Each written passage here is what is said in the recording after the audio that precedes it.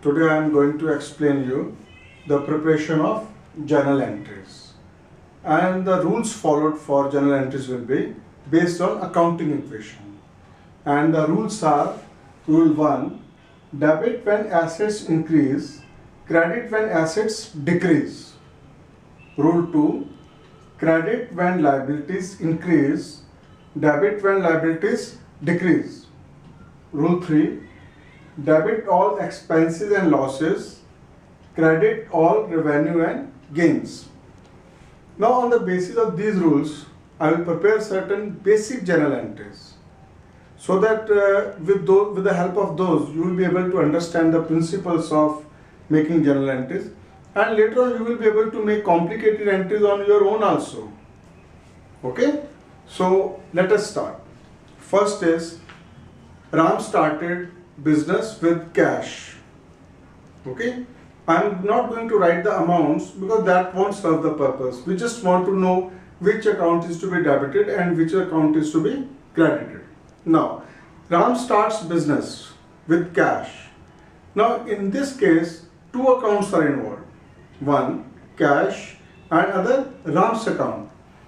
Now, cash account is an asset, and the rule for assets is debit when assets increase, hence, and credit when assets decrease. In this case, cash is increasing, hence cash account will be debited. And Ram's account, which is actually the capital account, he being the proprietor of the firm, his account is increasing. Capital is again a kind of liability for the firm, hence capital account is increasing, it will be credited. So what will be our journal entry in this case? Cash account debited to capital account, that means capital account credited.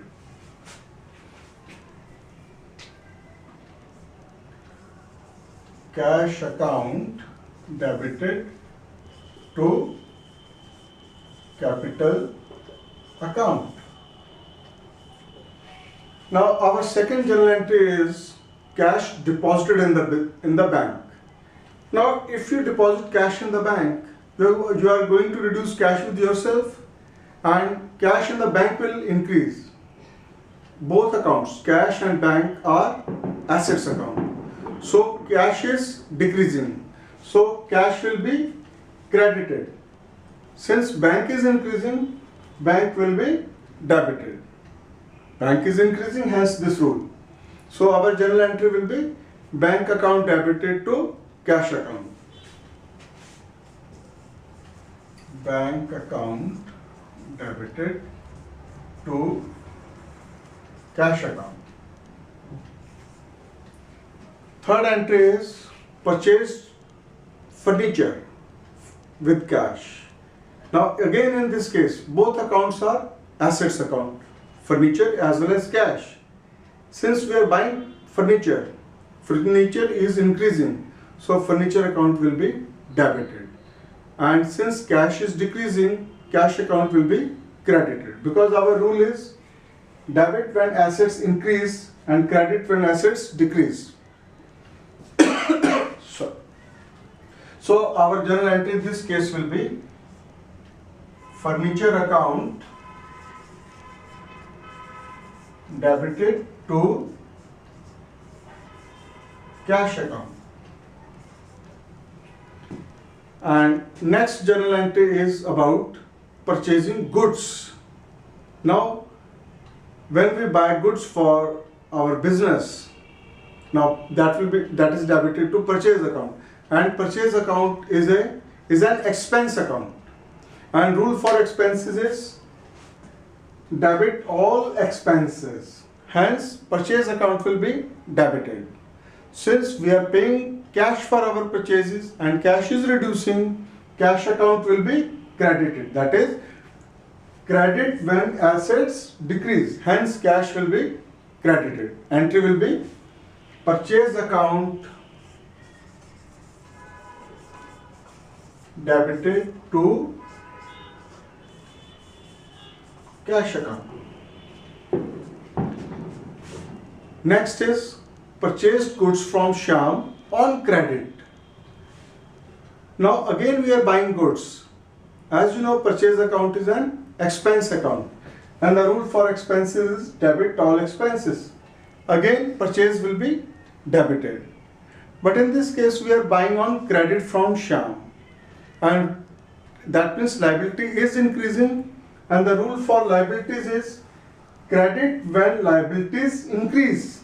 So in this case, Shyam's account is increasing, so Shyam's account will be credited. So what will be our journal entry for this case? Purchase account debited to Shyam account.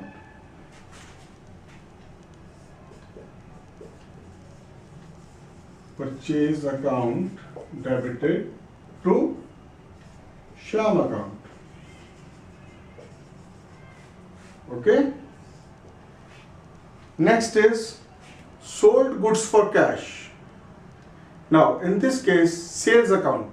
Sales account is a revenue account, and rule for this is credit all revenues and gains. Hence, sales will be credited. Since we have sold goods on cash, cash is coming in, cash is increasing, hence cash will be debited.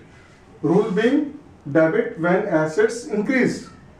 So our journal entry in this case will be cash account debited to sales account, that is sales account credited. Cash account debited to sales account.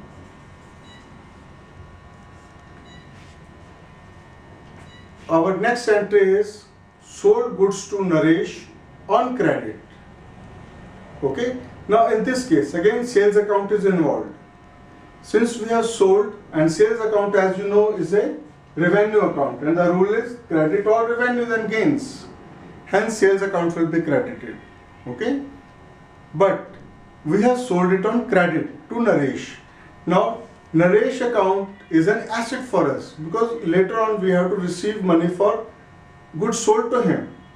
So Naresh account is now an asset for us, and the rule for assets is debit when assets increase. So in this case, Naresh account will be debited and sales account will be credited.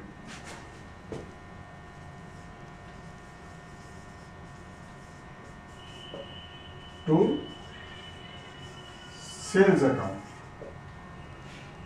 Our next entry is returned goods to Shyam. You know, it happens in business. Sometimes because of various reasons, maybe goods are not up to mark, or we don't require them, or whatever the reason. Sometimes whatever we buy, we return back. This is called, because this was earlier because it was purchases, now we are returning it, it is purchase return account. Since purchases was an expense, so purchase return should be reduction of expense account. So the rule for expenses is debit all expenses. That is debit all expenses when they are incurred. Okay. So if expenses reduce, we bought goods. When we bought goods, we debited purchase account. Now we are returning it. Naturally, we should credit the purchase return account. Okay. So in this case, we are returning it to Shyam. Okay. And Shyam was our liability. We had bought from him goods on credit. Since we are returning goods, our liability towards Shyam is decreasing. Okay. And the rule for liabilities is debit when liabilities decrease. Hence, Shyam account will be debited, because now our liability towards Shyam is decreasing. So Shyam account will be debited and purchase return account will be credited.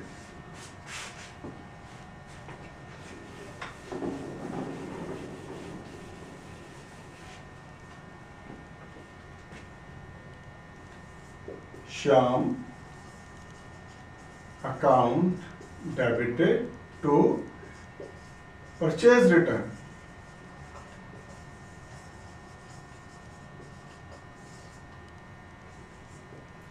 Now you can well imagine, if some people who have bought goods from us on credit return to us, what will be the entry for that? For example, the person to whom we sold goods has returned. That means earlier we had credited those amounts to sales account. Now if goods are coming back, sales return account should be debited because earlier sales was credited. Now in this case, if somebody returns goods to us, sales return account will be debited, and the person to whom we had sold goods on credit was actually our debtor. Right? Now debtor is an asset account. Now since he is returning goods to us, his account will reduce. So when assets reduce, they are credited. Debit when assets increase, credit when assets decrease. Hence in this case, the person who is returning goods to us will be credited. For example, if goods are returned by Naresh, our entry should be sales return account debited to Naresh account.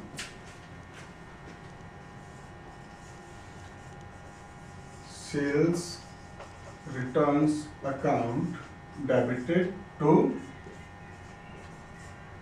Naresh.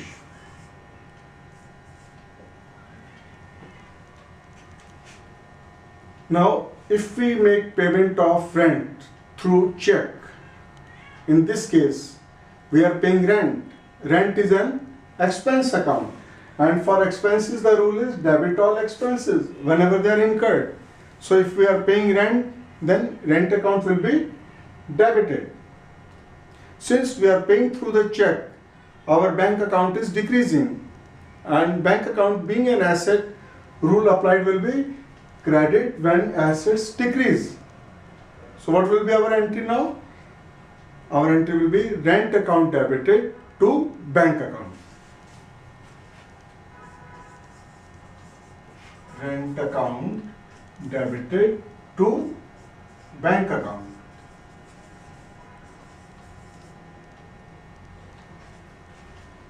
And next entry is received interest from bank. Now when bank pays us interest, it credits to our account itself. So because of this, our bank account is increasing. So when bank account is increasing, bank being an asset account, it will be debited. And since we have received an income and on account of interest, the rule for that is credit revenues whenever we receive them. So in this account, the interest will be credited. So entry will be bank account debited to interest account. Bank account debited to interest account.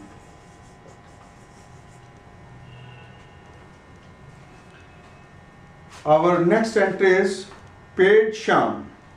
For example, we owe to Shyam 5,000 rupees. While making the payment, he gives us a cash discount of say 500. Naturally, we will be making a payment of 4,500 and 5,000 he will give us discount, and our liability of 5,000 will be settled. Okay? In this case, just see how the entry is formed. What are the accounts involved in this? One, Shyam account, whom we owed 5,000. 5,000 liabilities being settled, and when liabilities reduce, they are, what is the rule for liabilities? Debit when liabilities decrease. So our liability to Shyam is decreasing. So Shyam account will be debited. Let us see how it goes.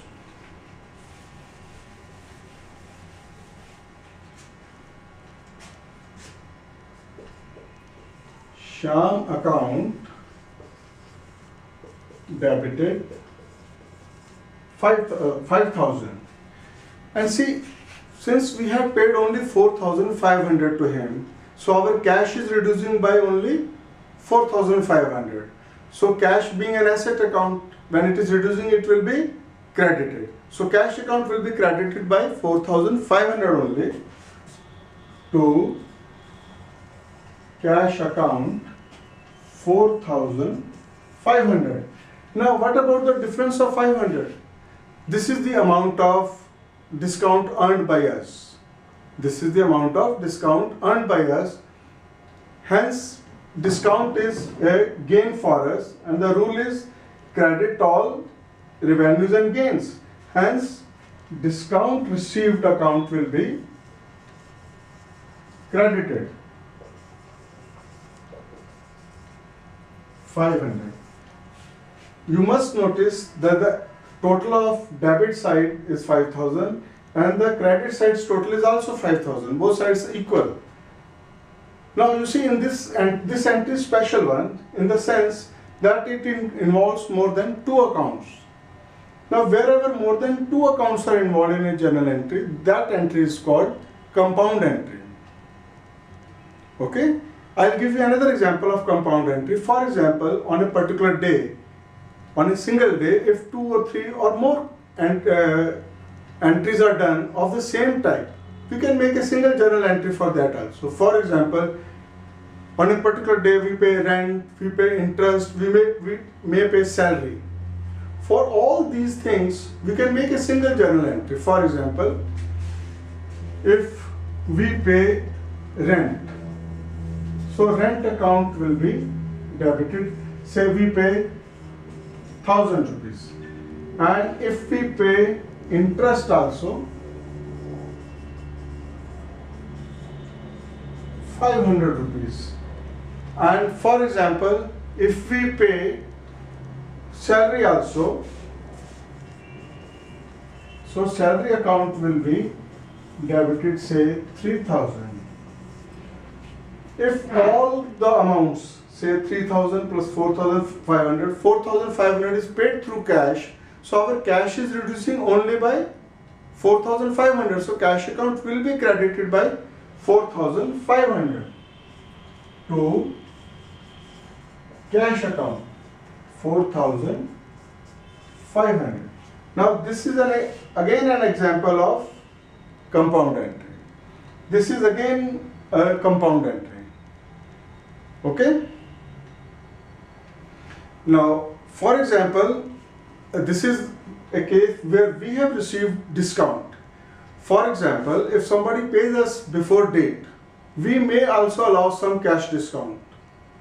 In this case, what kind of an entry will be made? Let us see that.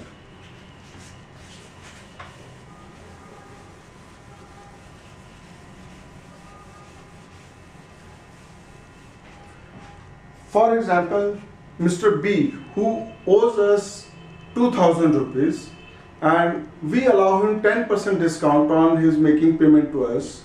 So actually he will be making a payment of only 1800 rupees, and we will be allowing him a discount of 200 rupees, and our asset will reduce by 2000. Asset is that Mr. A's account. A's account will reduce by 2000. Hence A will be credited by 2000. Rule being credit when assets decrease. So our asset, that is our debtor, is reducing, and we are receiving a discount of, we are receiving cash of 1800 and allowing him a discount of 200. In this case, since our cash is increasing, cash account will be debited by 1800 and 200 being discount allowed by us, and discount allowed by us is an expense, hence all expenses are debited. So discount allowed account will be debited. Discount allowed account debited 200 to A's account. A's account will be credited by 2000 because our asset has reduced by 2000. Asset was debtor. This is again a compound entry. Okay. Next entry is purchase goods from Gopal, who allowed 10% trade discount. Now, do you know the meaning of trade discount? See, there is a difference between cash discount and trade discount. This you must understand. What is the difference between trade discount and cash discount? You see, trade discount is allowed by traders or sellers to induce us to buy more goods. For example, if somebody is offering a shirt for say 500, he may say, if you buy 2 shirts, I will give you 900 rupees. So he is allowing us a discount of 100 rupees. Now this is a trade discount. He is inducing us to buy more goods at the same time. And you know, cash discount is when somebody induces us to pay before date. For example, somebody allows us debt of 2 months. Okay, but he says, okay, if you pay me before 2 months, I will give you a discount of 5%. And if we are to pay him 1000 rupees, he will give us a discount of 5%, that is 50 rupees. Now, this is a financial charge. This will enter our entries as you have seen earlier. But trade discount is different from this. This never enters our books. For example, if I am buying something for which is valued at 1000 rupees, you see, and the seller allows me a discount of 10% and he gives it me for 900 rupees, then entry made will be only for 900 rupees and not for 1000 rupees, not for 1000 rupees. Okay, let us see. Purchases account debited 900 to cash account 900. Though goods were actually worth 1000 rupees, but he allowed us a discount of 10%, that is 100 rupees. So 1000 minus 100, 900. So entry will be made only for 900 rupees and not for 1000 rupees. This is all about trade discount. Trade discount never enters our journal entry, but the other discount, which is cash discount, that always enters our books. Okay, right. Now our next entry is, for example, if somebody goes bankrupt, you know the meaning of bankrupt? That he is not able to meet his financial liabilities. It can happen, and in this case we have to write off his account with us. For example, if Naresh owed us 1000 rupees and he goes bankrupt and he does not pay us anything, ultimately it's a loss to us. Now we have to bring this loss into our books. So rule for this is all debit, all expense and losses. And this kind of a loss where our debtors are not able to pay us, that loss is called bad debts. So in this case, bad debts will be debited. All expenses and losses are debited. Since Naresh, who was our debtor, was an asset account, since now that is reducing, okay, so rule for that will be credit when assets decrease. So our entry will be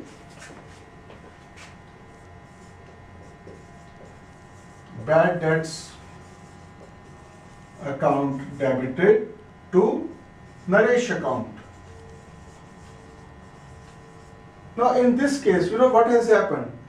We have charged our account, we have charged 1000 rupees to our expenses account, that is bad debt account, and we have reduced Naresh account by 1000 rupees. Okay. Now sometimes what can happen is that all certain bad debts which we have already written off, people may pay us. Okay. So in this case, what will happen? We will receive cash or bank, both are our assets. If we receive cash, then cash account will be debited, and if we receive check, bank account will be debited. But which account will be credited? Here the point is, since we have already written off the account of our debtor, it won't be okay to credit our debtor's account. We shall credit another account which is called bad debts recovered account. It is why we are crediting this account. We are crediting this account because bad debt recovered account is a revenue account. It's a gain. The rule for this is credit all revenues and gains. For example, Mr. Naresh, whom we had written off 1000 rupees earlier, gives us say 300 rupees back. So the entry for that will be cash account debited. Now cash account is being debited because cash is increasing to bad debts recovered account, this being our income account, this is being credited. This is the rule for this. Credit all revenues and gains. Okay? So our next entry is cash withdrawn or goods withdrawn by the proprietor. It can happen, the proprietor can go on withdrawing on monthly basis or maybe quarterly, whatever his way. So whenever he makes any drawings from the firm, whether in the shape of goods or in the shape of cash, we have to debit drawings account. Otherwise, if we were not to debit his drawings account, we would have debited his capital account, because this is a liability account for his capital account. So rule for liabilities is credit when liabilities increase and debit when liabilities decrease. So if the proprietor withdraws from the firm goods or cash, his capital is reducing. So we could debit his capital account. But instead of debiting his capital account again and again, we debit the drawings account, which is ultimately close to the capital account at the end of the year. We keep this account separate so as to make analysis when how much was withdrawn. Okay? So in this case, if he withdraws cash, our cash is reducing, so cash account will be credited. And since his capital account was to be debited, since our liability is reducing, or instead of capital account, we are debiting the drawings account. So entry will be drawings account debited to cash account. If he had withdrawn through bank, say through check, bank account would have been credited. Okay? But if he withdraws goods, then our entry will be drawings account debited. You know why drawings account is being debited, because as I have explained in this, it's our capital account, and drawing account is a part of capital account in a way. So, and capital is reducing, so that's why drawings account is being debited. Now, but which account will be credited? Whether sales account or purchase account? You see, purchase account will be credited here, because when we bought goods, we debited the purchase account. That is an expense account. Okay? So, one cannot make profit from himself. So in this case, he has withdrawn, say, goods worth 5,000, which was bought for 5,000. So purchase account will be credited by 5,000 and not sales account. Because earlier when goods were bought, they were debited to purchase account. So drawings account debited to purchase account. Sometimes, goods are given as charity also. From the business itself, the goods are given as charity, and sometimes are given as free samples. What will be the entries for them? Let us discuss them. For example, if somebody has given his goods from the business for charity. Now charity being an expense, debit all expenses, so charity account will be debited in this case. Charity account will be debited, this being an expense account. Again, goods have gone out from the business, right? Goods have gone out of business, and when we had bought goods, we had debited purchase account being an expense account. Now expenses are reducing on account of purchases, because we have used goods for the purpose of charity. Hence, purchases account will be credited.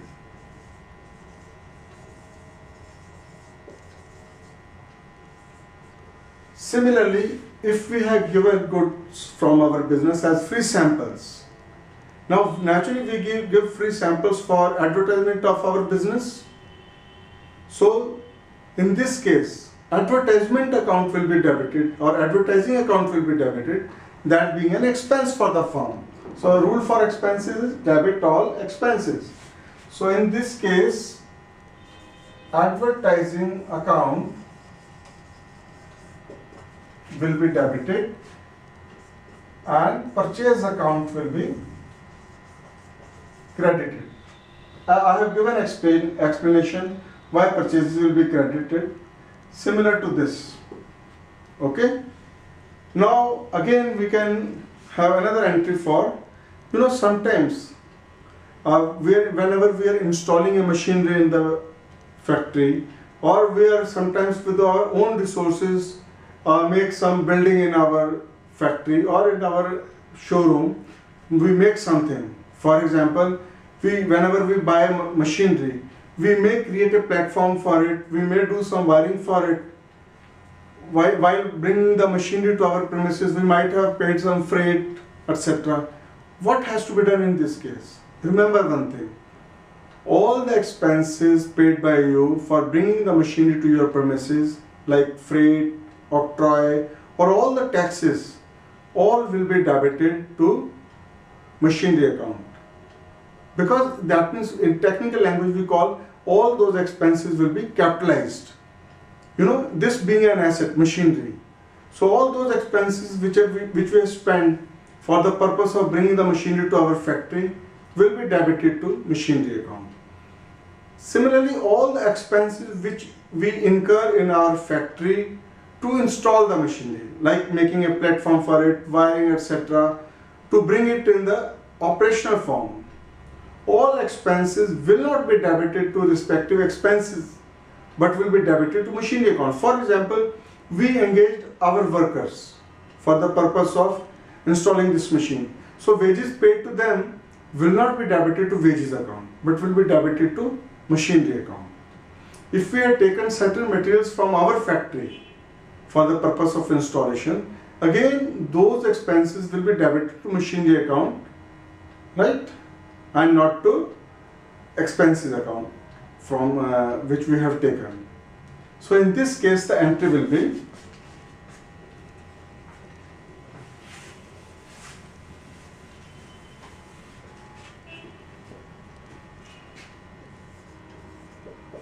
machinery account debited to cash.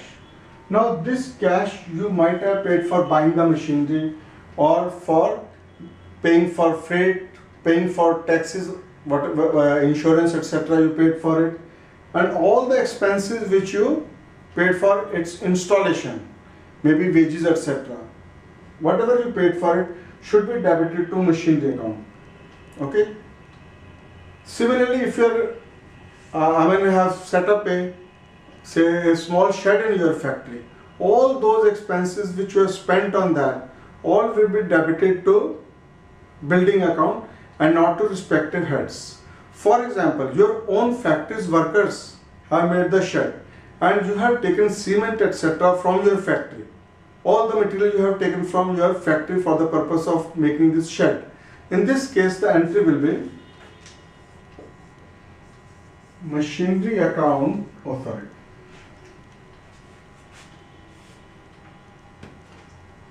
building account debited. This account is debited because an asset has come into being, an asset has increased, that's why building account is being debited. And since we have not paid anything in cash, we have taken materials from our own stores. So those materials when were bought were debited to purchase account. Hence here purchase account will be credited. For example, you have used the material worth say 10,000 you have taken from the stores. So you will credit the purchase account by 10,000. And you have employed your own workforce for which you have paid 3,000 as wages, and those wages have already been debited to wages account. Now, since those wages are used for the purpose of making this building, will be debited to building, hence they will be taken out from wages account. So what is the rule for expenses? Debit all expenses when they are incurred, and when they decrease, they are credited. Hence, in this case again, this account, wages account, will be credited.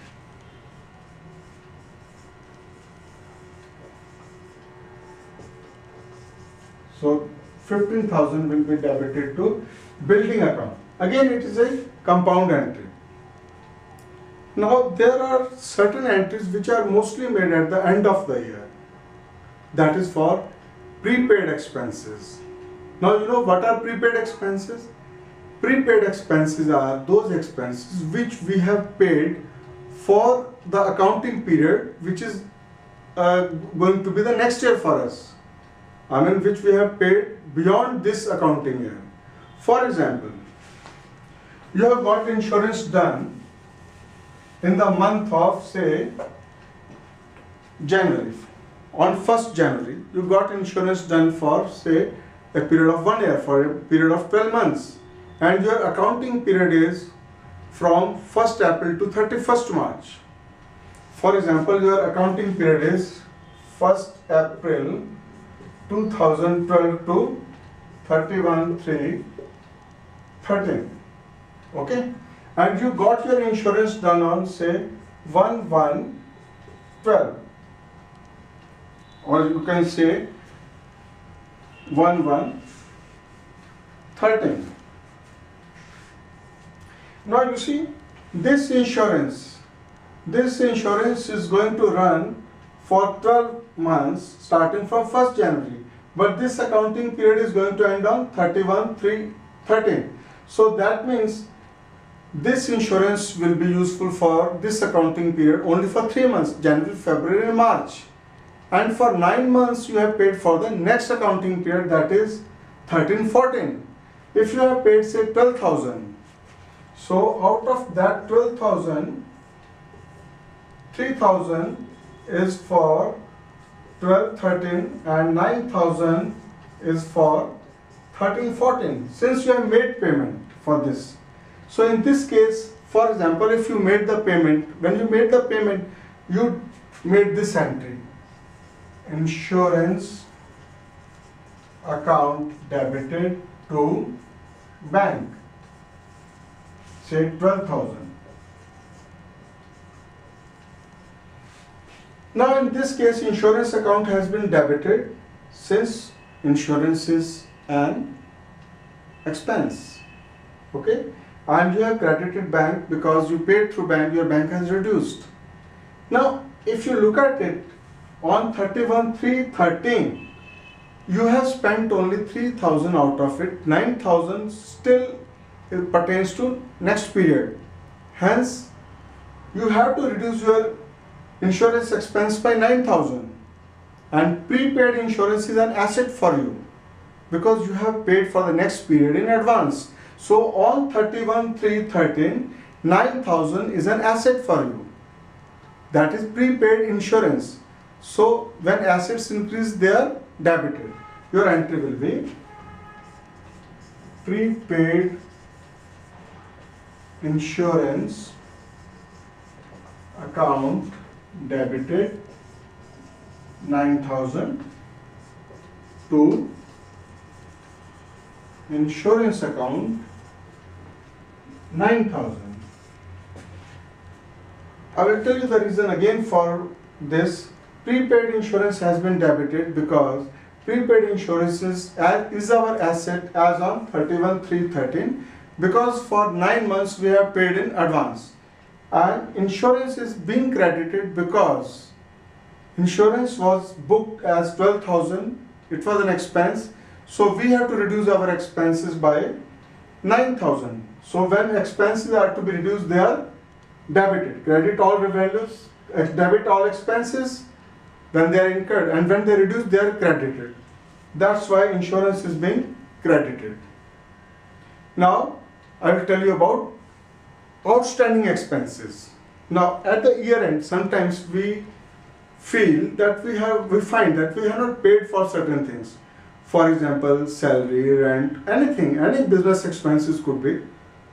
But we write our books on accrual basis. Accrual basis means what? that we recognize all the expenses and incomes on the basis of whether we have utilized the facilities or not. Okay, for example, if we have used the services of our employees and we have not paid them at the year end, say for 1 month, now this expense belongs to this year, but we have not paid for it. So according to accrual principle, we must book this expense in our books. Okay, and we must create a liability towards our employees. Okay, so for this the journal entry will be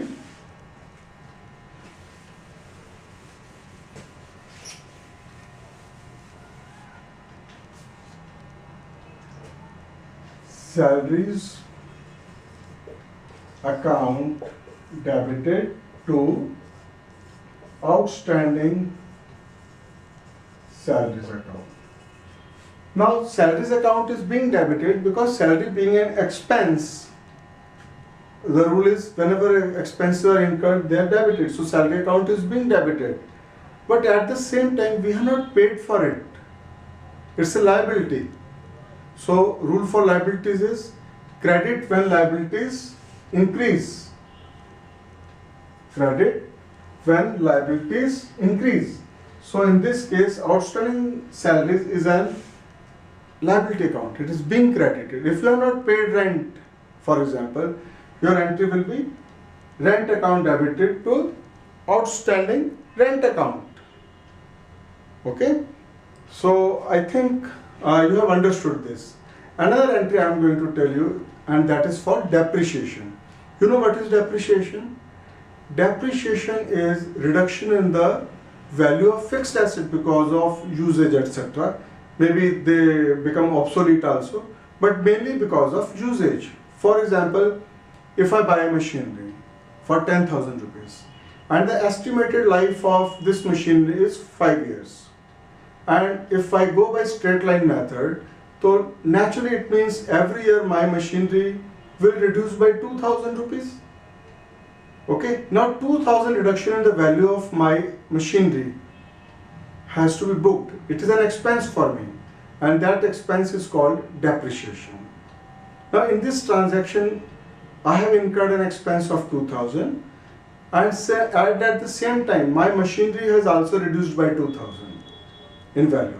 Both the aspects I have to book here, and when my machinery reduces, then so I will credit my machinery account, rule being credit when assets decrease.